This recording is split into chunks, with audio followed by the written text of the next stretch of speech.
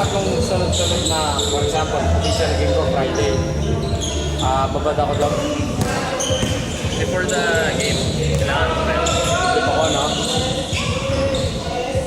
Pero hindi yung... Hindi, man. Buwan-buwan siya. 10 a.m. practice. Tapos 1 p.m. hardstand. Oo? Yung Brittany? Tayo sa Brittany. Hindi, sa Brittany. Taniyan, di ba? Community titas dito. Sino nakaraan? Ako mula sa nagawa. Kasi may game siguro na Brittany. Kami Sa kasama. semifinals.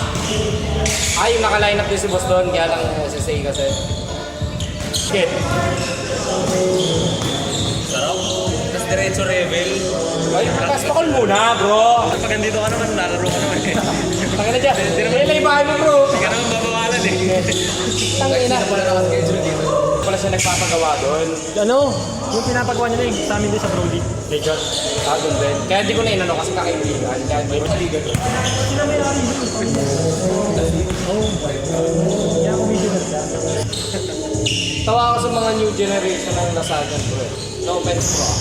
May nag-i-interview. Anong school ang hindi mo i-date at para?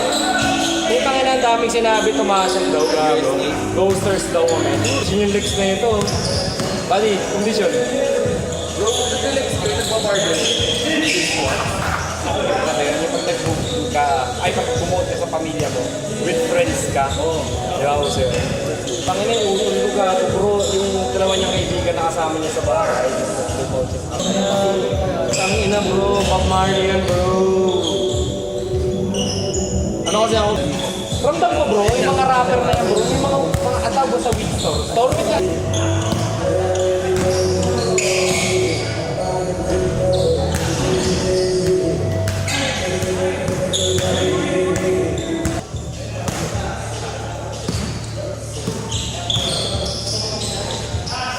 Smoke weed every day.